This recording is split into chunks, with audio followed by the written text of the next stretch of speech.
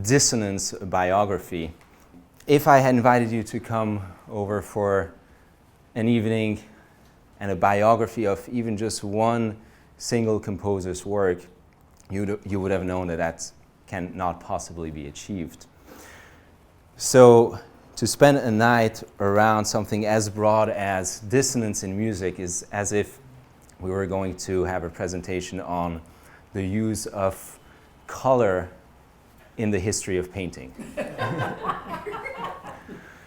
So I need to apologize for everything that will be left out tonight and say that the scope is rather narrowly focused on a specific tradition of music, that is Western classical music, and for a scope of time of a couple of centuries. Now, and I hope that we will have some tastings and some samples of a few different kinds of music, and hopefully that will awaken your interest and make you hear music and perceive the music that you love in a slightly different light. Now, why would that be of any interest that we speak about dissonances? Well, I think if you love music, it means that you respond to the story that music tells you. You respond to its drama. And if you're reading a drama, a tragedy, a comedy, or a thriller, you are invested in the plot. You are invested in the conflict in the story and want to find out how everything turns out. So dissonances play a very similar role in music, in creating the conflicts, in setting up the conflict in music, to which afterwards to get you emotionally invested in the music, for you wanting to find out where everything goes. But instead of simply talking about what dissonance is and all the different kinds, I would like for you to experience the difference between dissonance and its counterpart, consonances. So I'd first like to invite you to hum one note together, something just like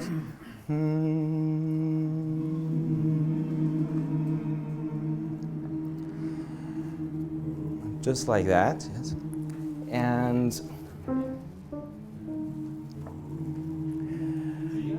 And you can also, it can be a or it can be a oh or a ha, or you can change it up. But what we're going to do is that we're going to do this continuously. So whenever you need to breathe, just stop and take a breath and then just join the hum. So we'll just have a drone that keeps going. And moreover, I'd like to ask you to not just listen, first do it as effortlessly as possible, for it to be comfortable and enjoyable. And don't listen only to your voice, but also listen to everyone else's. Try to get a sense that your voice blends with everything else, so that the whole room starts to vibrate, that you hear the sound of everyone go through you, and you add your voice along. So make everything blend. So that's what I'd like you to pay attention to. And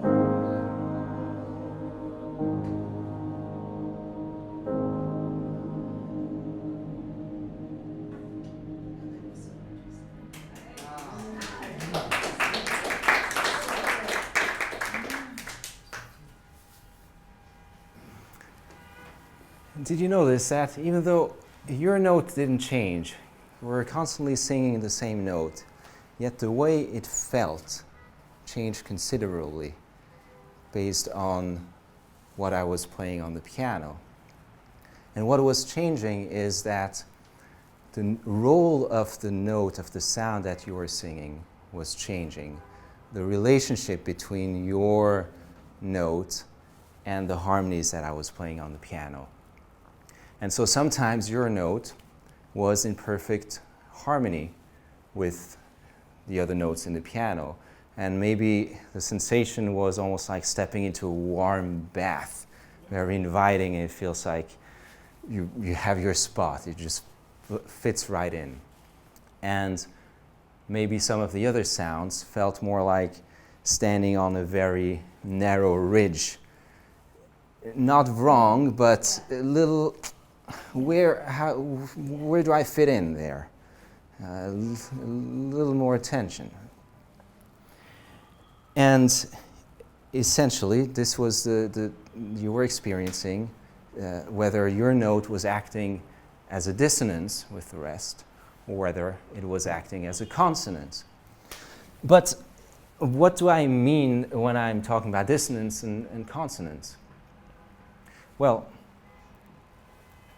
the moment we have more than one note happening at the same time, we can look at how these notes go along.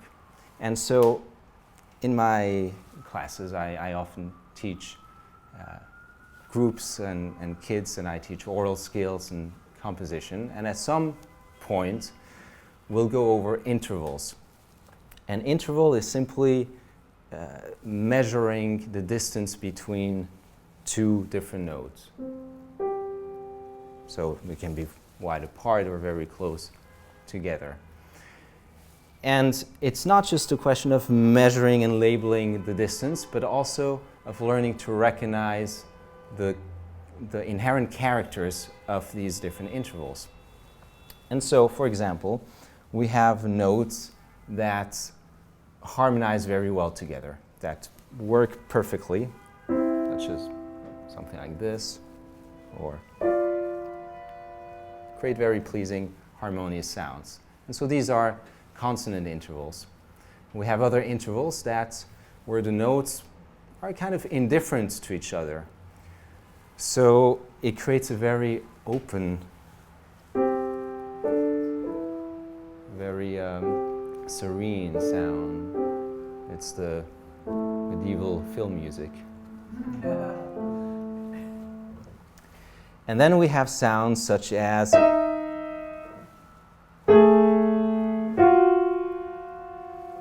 dissonances, which we experience as rather harsh and not so pleasing. In fact, when I teach these classes and my students have to learn to recognize the intervals by their sounds, and we go over exercises where I go major third, perfect fifth, major sixth, major seventh. After a while, I noticed that there's a sort of Pavlovian response that has developed where all I need to do is to say major seventh, and before I play anything, everybody goes like this in the room. So very quickly, the lesson is learned that there are beautiful sounding intervals and there are ugly sounding intervals. Good intervals, bad intervals. And so one conclusion, there's a lot of intervals happening tonight.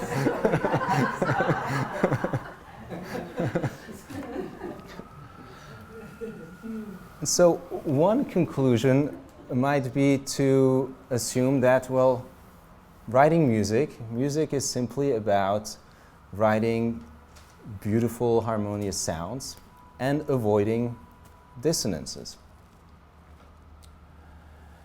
Well, it's not that simple.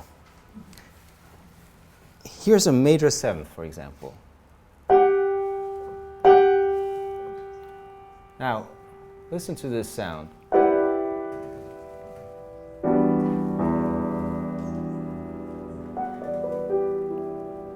is a rather beautiful, lush, deep, sensual, rich sound. So you might be surprised to find out that this major seventh is in there.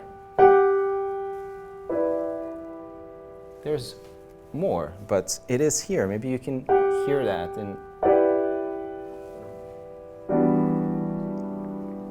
But in this context, the perception is quite different. So context matters obviously a lot here. Yet, let's go back a step and let's assume that, okay, writing good music is simply writing harmonious sounds and avoiding all dissonant, all bad, all ugly intervals.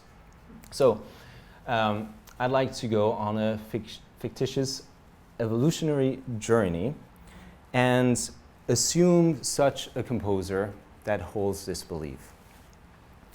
This composer one day wakes up and has an idea for a melody. It goes like this.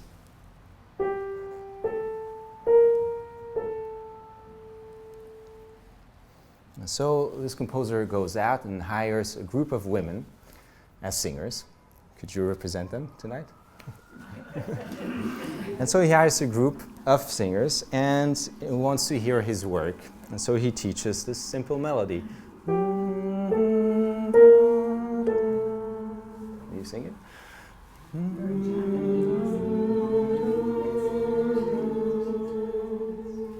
Right. And then he wants to hear it in a fuller sound, so he goes out and hires a group of male singers. Could you represent them tonight? And teaches that same melody to his men. Now, you can sing it down here.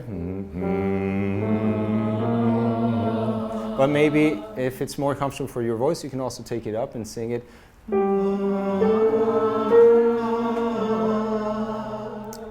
And now let's hear everyone together. And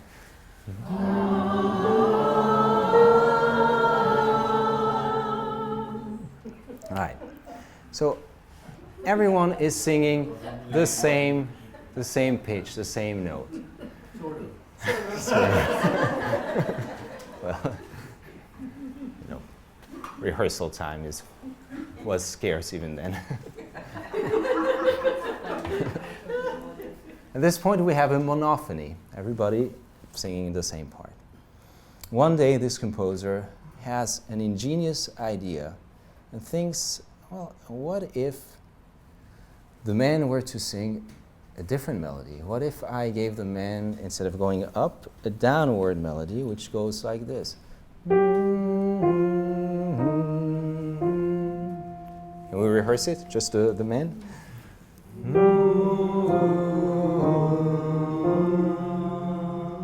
And so the women still have the same.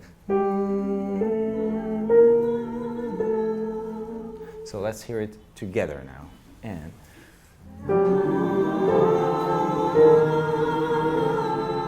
so once again.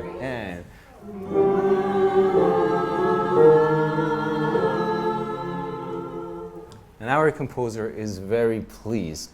This is very exciting. We now have polyphony. Several parts, different melodies, yet creating a new whole. And you see, our composer didn't just randomly decide to have the men go down. He actually picked the notes very carefully so that each interval between the women voices and the men voices always form a consonant interval, not a dissonant interval. So we have the same note in the beginning, and then we have this. And everything works well. But after a while, our composer has a slightly interesting and another ingenious idea. And he thinks, I would really like to hear what happens if I simply have the men just hold their first note throughout. So just while the women still sing. Okay, so So the man you start on the same first note that you started with, and you just stay there. Okay? And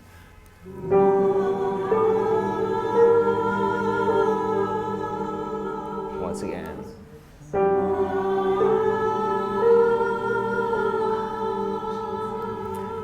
Interesting. Now, but there's one thing that our composer doesn't like, and it's the fact that we don't end on the same note.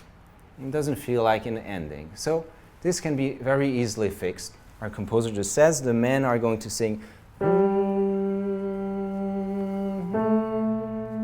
and join the women on that last note. So let's try that.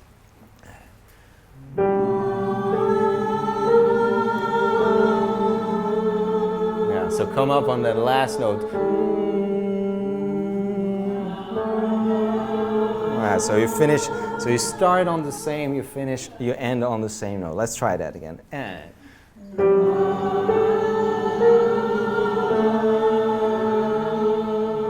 all right. Now something really interesting has happened. We start again on the same note, yet here, the next note is we have a dissonance. Then after that, we're back on a consonant. And then obviously we end on the same note. However, it works because we are starting on a stable point, on a point of safety. This momentary dissonance here is more like a bridge. And we know that on the other side, we'll be in safety again. And so it's perhaps a little bit of a shaky bridge, but we can cross over. However, you wouldn't want to spend the night on that bridge. So if I asked you, can I have the men just sing this note and the women just... So, but stop, and now... You see, it's difficult. You don't quite know what's up and what's down. And even now you have the reinforcement of all your peers in your camps. But if I pick just one of each, and it will be very difficult to maintain that interval. However, in passing, no problem. Because you know where you're beginning, you know where you end. And in fact, in music, we call this type of note, this type of dissonant momentary note, which acts as a link, as a bridge, a passing tone. But so our composer now has to revise his beliefs and realizes that, well, all dissonances are not bad. There are some cases, there are some situations where, well, dissonances are acceptable. Yet, unbeknownst to him, a Pandora's box has been opened. Our composer has tasted blood now. And after a while, the thrill and excitement of this new dissonance has waned. And our composer yearns for a renewed thrill. So he comes up with one tiny change. And he changes the melody of in the women's voices to repeat the third note. So he goes like that.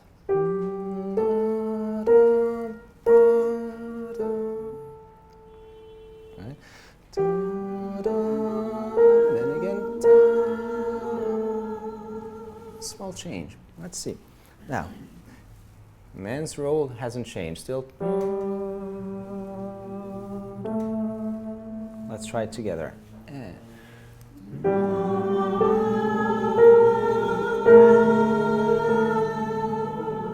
right. Let's experience that once again.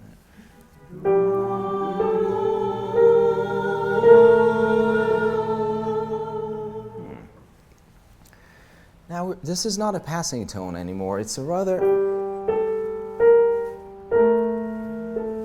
Our composer likes this, and he justifies it in this manner. Well, we've already heard this note in a consonant context, right? It's already been sung and it's just a repeat. So in a way, it's just kind of extending that note a little bit, just letting it linger a little while the men change their note, creating a moment of dissonance and then being resolved. And this we call a suspension. And as you might hear, it keeps you in a suspenseful state. You don't go there immediately to your destination. I'll play some harmonies and now everybody can just sing the melody. And let's do first the one without the suspension. So just da, da, da, da. So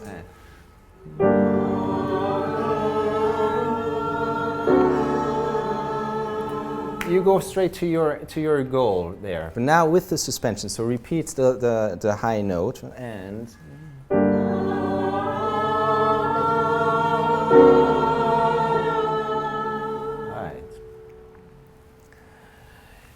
and our composer is very thrilled with this.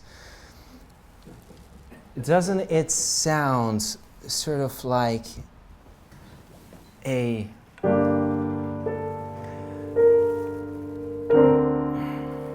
painful cry, a cry from the depth of a broken heart? And indeed, our proto-composer is not a proto-composer anymore. It's a British composer, Henry Purcell, who just wrote one of the most timeless and heartbreaking songs in the history of music.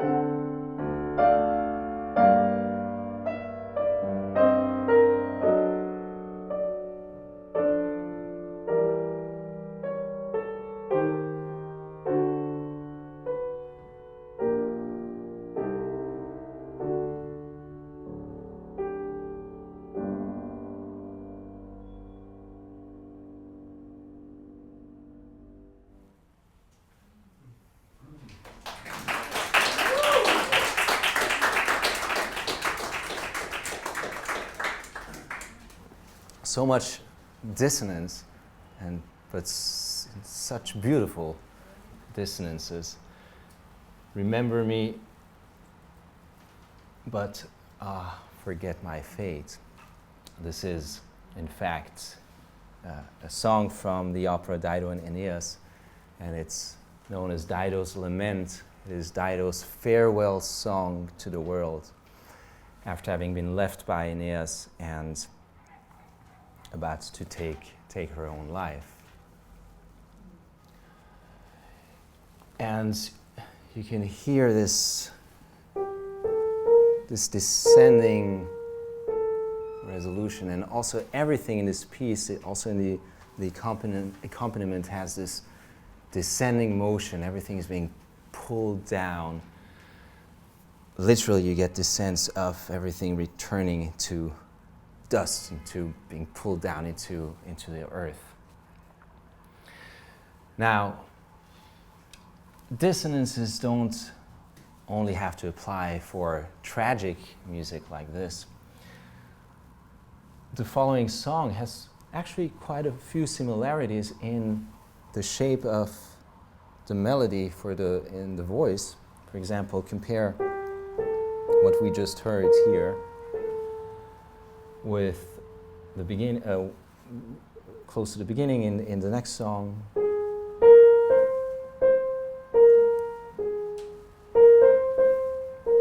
Obviously a very different tone, much brighter tone, but also this suspension,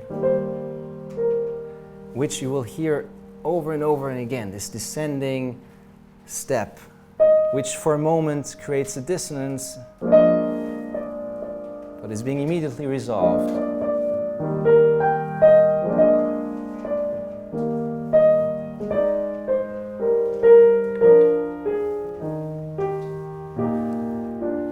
Very typical in a way of phrasing vocal music. And even though this is not a particularly adventurous song, not a particularly adventurous example of music, but there are a few arresting things that Haydn does. For example, right in the beginning of the piece, we get. How about this for a dissonant sound? And you hear this and you don't quite know where this is going. But this is where it's going. So it keeps you suspended for a while.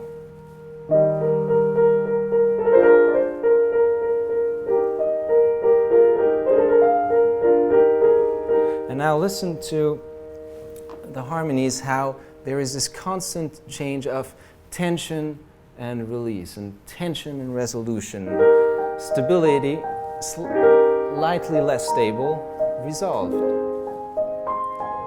Again, unstable, resolved. It drives the music forward. Motion, emotion, change of color, very unstable, resolved. And in fact, the voice comes in, surprisingly, not in a moment of stability, but in a moment of a very unstable moment.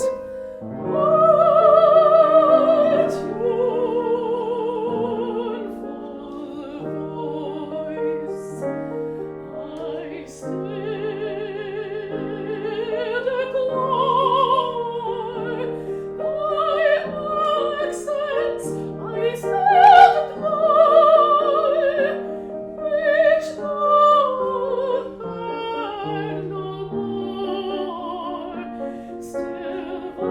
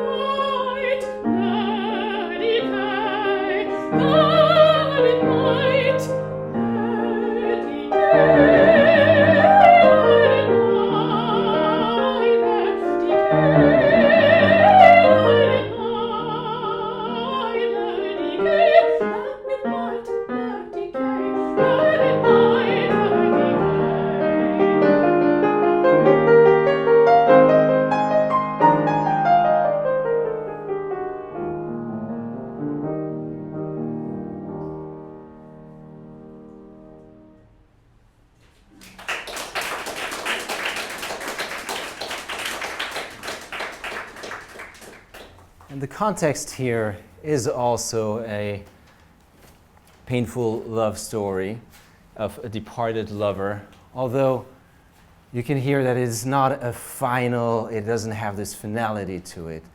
There is the cries of pains, the descending second, in this context sound perhaps more like a sigh, but a sigh that is still hopeful, or at least there is still some comfort and joy in being alive to live and experience the memory of the time spent together. Now, what if we take these descending stepward resolutions and turn them onto their head? And here's an example from a Beethoven piano sonata where the resolutions are happening going up a step, and see how different an effect this creates. I'm not going to immediately play the part in question. I will play the beginning of the piece for some context.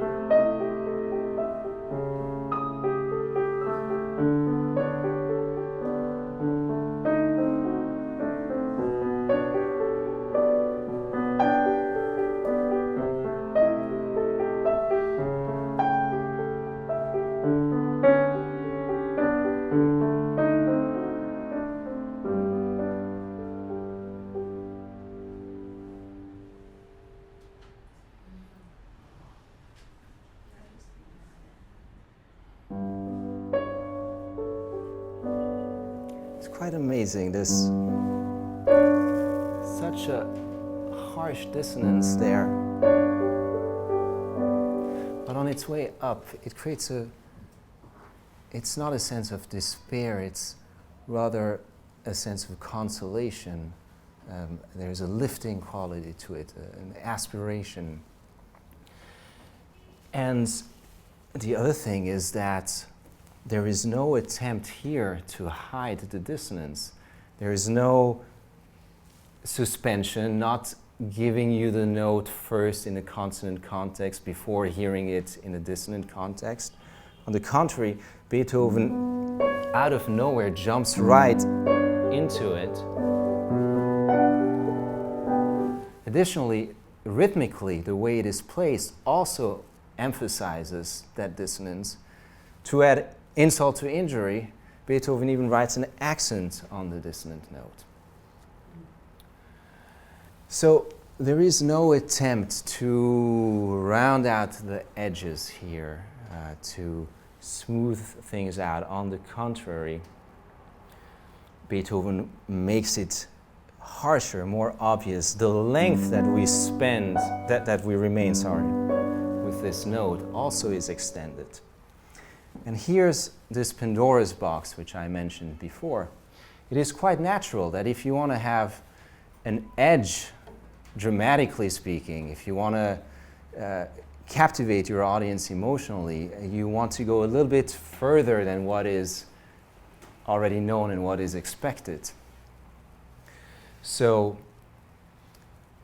there is an increasing tendency to, over the evolution of music, which we can observe, that dissonances become more pronounced and more prominent. And where this in whose hands this Pandora's box really lies is a matter of personal opinion. Some people place it clearly in the hands of an Austrian composer, Arnold Schönberg, who we will encounter later tonight. But I've read opinions and articles that say that Beethoven already put the things in place which led to the decay and the downfall of tonality in music. And some people even claim that Bach already sowed the seeds of destructions.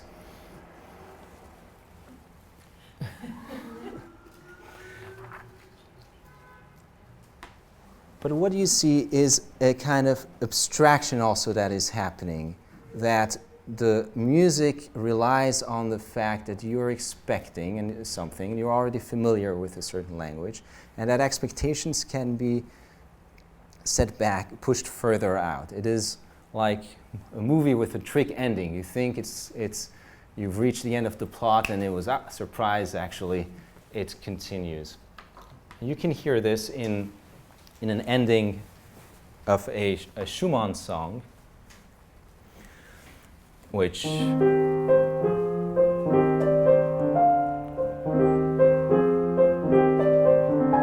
first of all, it gets more and more dissonant as we go.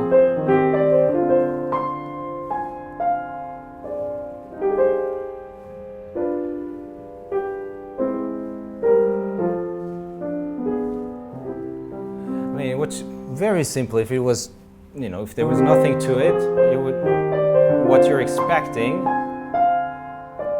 is simply something like this. Well, first we get this very dissonant but beautiful sound, and it's just one note which has been changed from this, which you would expect. One note that is off, one note, in fact, which is still lingering from the previous harmony. So yes, so that would be you could call this a suspension. Yet everything else moves in the direction that's expected. Yet this note still stays here, eventually moving ahead and not going here to finish things off, but extending things.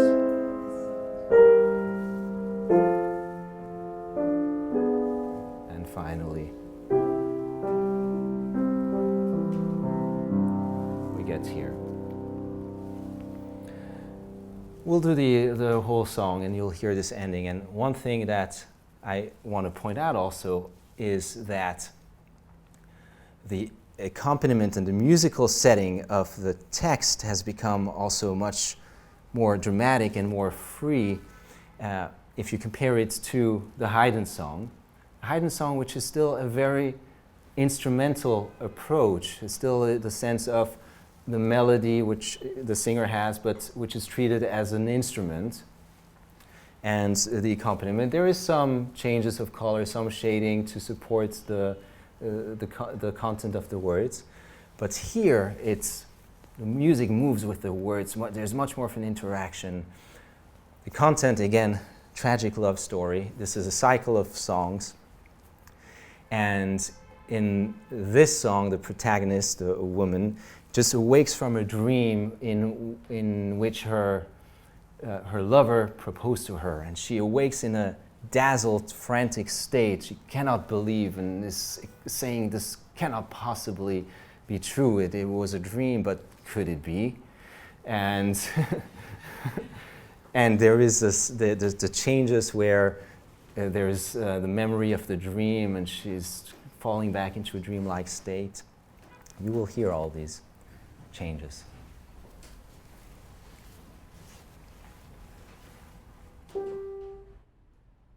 Ich kann's nicht fassen, nicht glauben, es hat ein Traum mich berührt. Wie hätt er doch unter allen mich arme erhöht und beglückt. Mir war's, habe gesprochen, ich bin auf ewig dein. Mir war's, ich träume noch immer.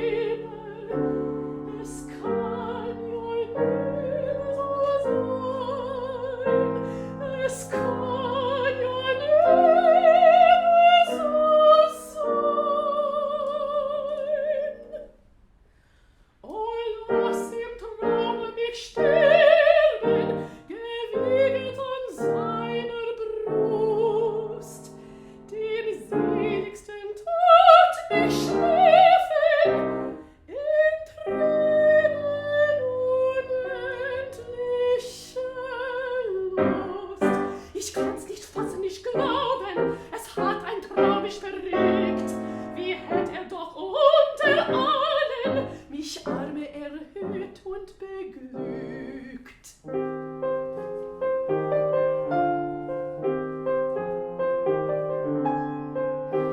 Ich kann's nicht fassen, nicht glauben, es hat ein Traum mich berührt.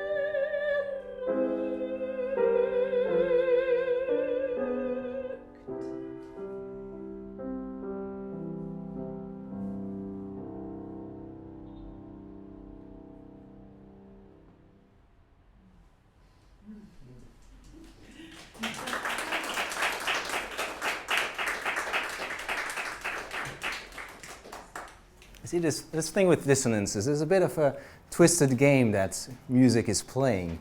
If music simply delivered everything that you wish for the moment you wish for it, it wouldn't be much to it. So it seems that what music does is to make you suffer a little bit with with dissonances, make you feel slightly uncomfortable, and make you yearn for a relief.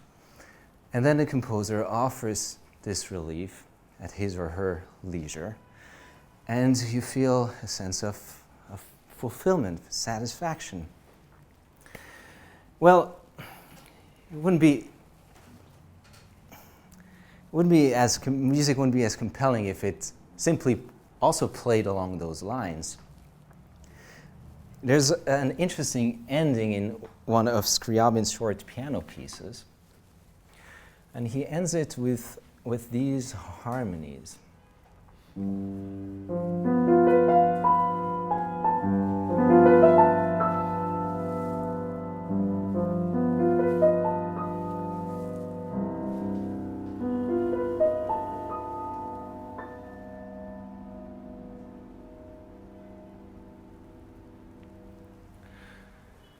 And what's interesting is that at first, there's nothing, for the music of that time, nothing too extravagant about these harmonies. It sounds like quite a conventional ending because you expect it to go like this. And to some extent, this happens in the low notes, in the first part of the chord. If I go back again, that's the suffering part. And then you get the relief here. This is where it wants to go. But the rest remains stuck there. So it's like being pulled in two directions. Somewhat resolved, not quite resolved. And it's very fitting that the title of this piece is Désire.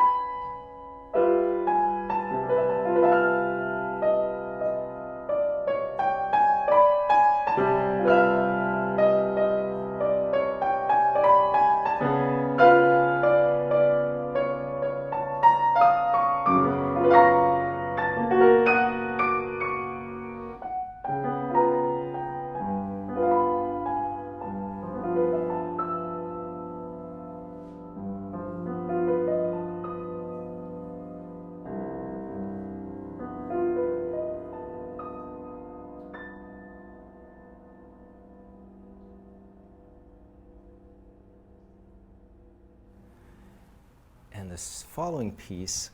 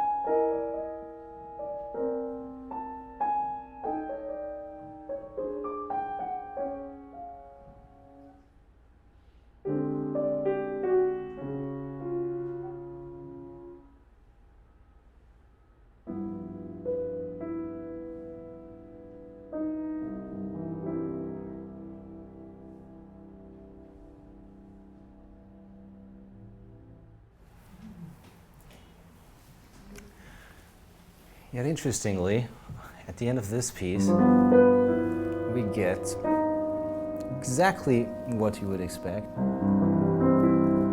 A full C major resolution. It almost sounds heavy-handed. And the title of this piece is sort of a word imagination, which translates to dancing caresses. And it seems like the caresses did it. Nothing is left to desire. In fact, this is the last tonal and resolved ending that Scriabin writes in any of his pieces. He later on goes into atonality, while these pieces that you heard are still tonal. There's still a sense of center, but we don't quite know where this tonality is. So there is a sense of resolution, but what key does it resolve to? It has become so ambiguous. This music is so fragile, so light, so evocative. And from here, it's not that big of a leap to go to Schönberg and hear something like this.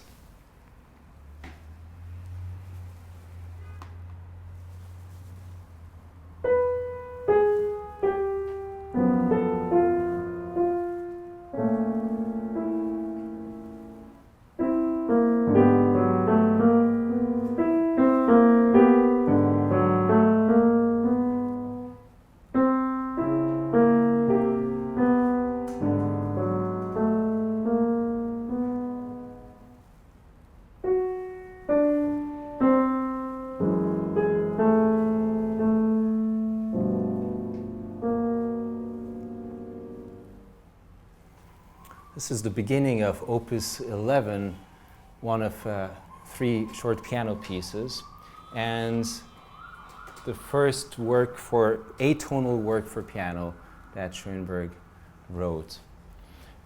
But obviously it is quite a different world and quite a different feeling and language. But instead of speaking about what's so different about it, which is usually what happens, I think it's more interesting to see how much it has in common with everything that we've heard so far. Even though at this point we cannot classify things as dissonant and consonant in this sense that Dissonances don't resolve anywhere, but don't you get a sense, at least a sense of kind of a resolution in the shape, in the motion? We have again this descending second, and we also hear the resolution going up the second time we hear this pattern.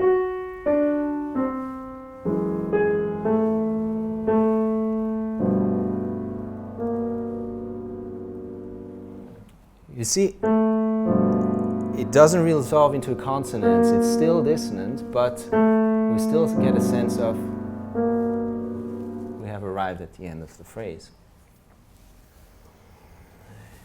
Schönberg spoke later on in sort of describing what he did, spoke of the emancipation of dissonance.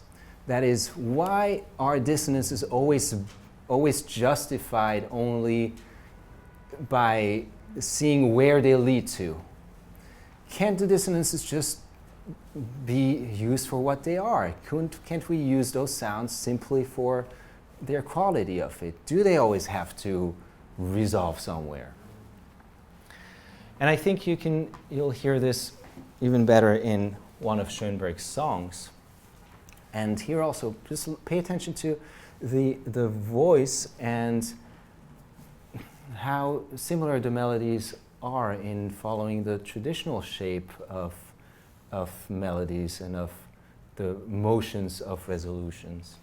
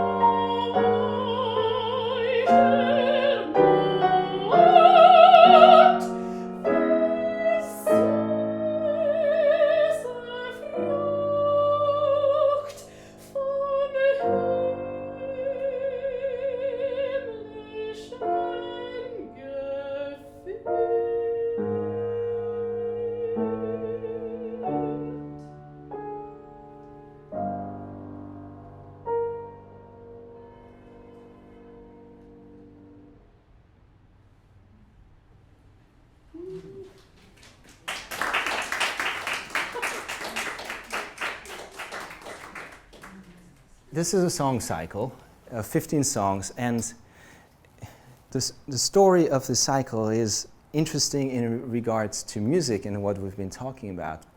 It is, again, a love story, although a much more of a surreal story. It takes place in a garden, the hanging garden. It's das Buch der Hängenden Garten, the book of the hanging gardens, the reference of the hanging gardens of Babylon.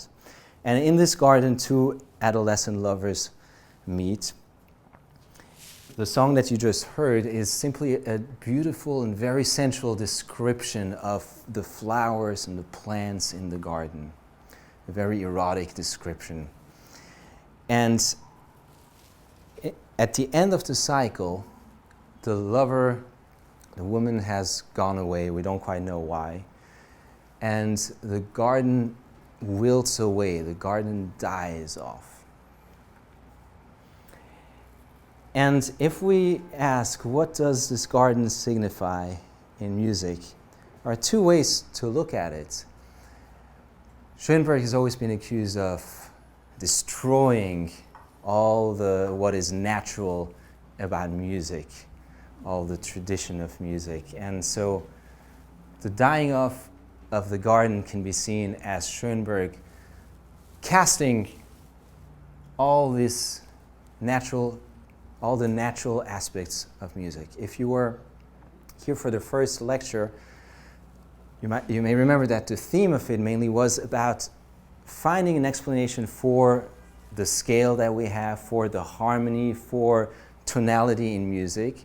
And we looked at it, we tried to explain it by looking for this connection to natural laws of the universe. So for example, looking at the overtones and how that defines many things that we then observe in music. But the other way to look at it is that this isn't the garden, not nature in its wild and raw form, rather a domesticated form of nature, a contained, a shackled form of nature. Isn't what Schönberg is casting away, isn't this the sort of Baroque ideal of the garden? And I think this is how Schönberg saw what he did. It was actually a step towards the natural, to cast away all these constraints, all these traditions. And I think the fact that we realize that we can't even begin to define what is the natural aspect, what is the cultural aspect, doesn't that speak to our human tendency to regard ourselves and everything that we create as somehow separate from the rest of existence? I want you to hear the beginning of the last Schönberg song in the cycle, where this garden has wilted away. And what you'll notice is that there is a different sense of space and a different sense of flow. There's a new kind of freedom in the expression.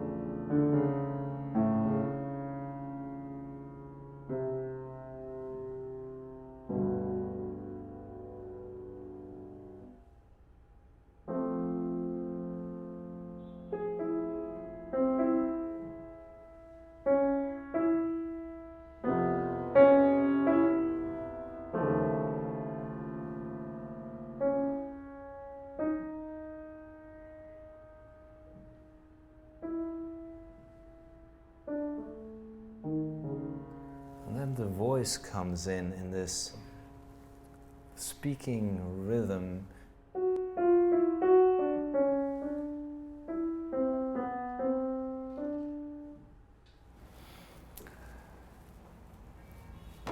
I'd like to end going one step back, and just 16 years before the writing of the Schönberg pieces that you heard. We are back into a tonal world, a very different kind of environment. Yet remember the dissonant interval that I started with, and then I said if you heard it in this context, it was quite evocative and beautiful. And these sounds are the harmonies, the beginning of a Brahms piece. You don't hear them played at once like this, more it is a cascade.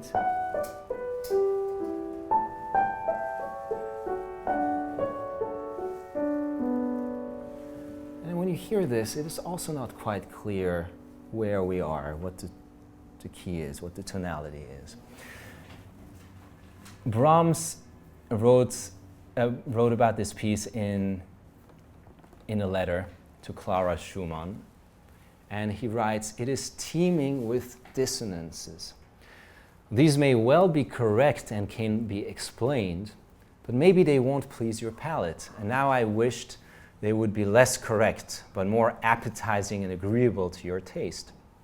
The little piece is exceptionally melancholic, and to be played very slowly is not an understatement. Every bar and every note must sound like a ritardando, as if one wanted to suck melancholy out of each and every one, lustily and with pleasure out of these very dissonances. Good Lord, this description will surely awaken your desire." And what I love about this is that it contains everything that we've been exploring. First of all, Brahms says, talking about the dissonances, these may well be correct and can be explained. It is the mindset of the tonal thinking. The dissonances need to be justified. They can be explained based on how they will resolve. The whole thing can make sense. But he also speaks about the melancholy of each note and the lustily and the pleasure out of every dissonance. So it is quite clear that at this point, even if those dissonances couldn't quite be explained, we get a sense that Brahms simply is indulging in the pleasure, in the sensual pleasure of these sounds.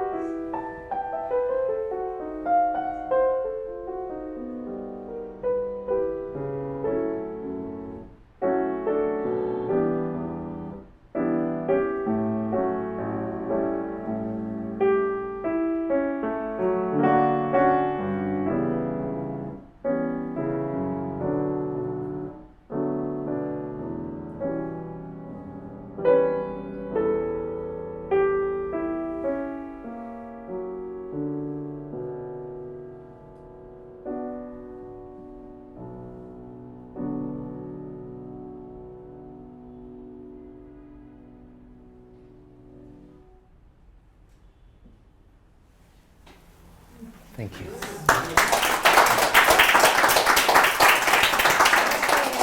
Thank you.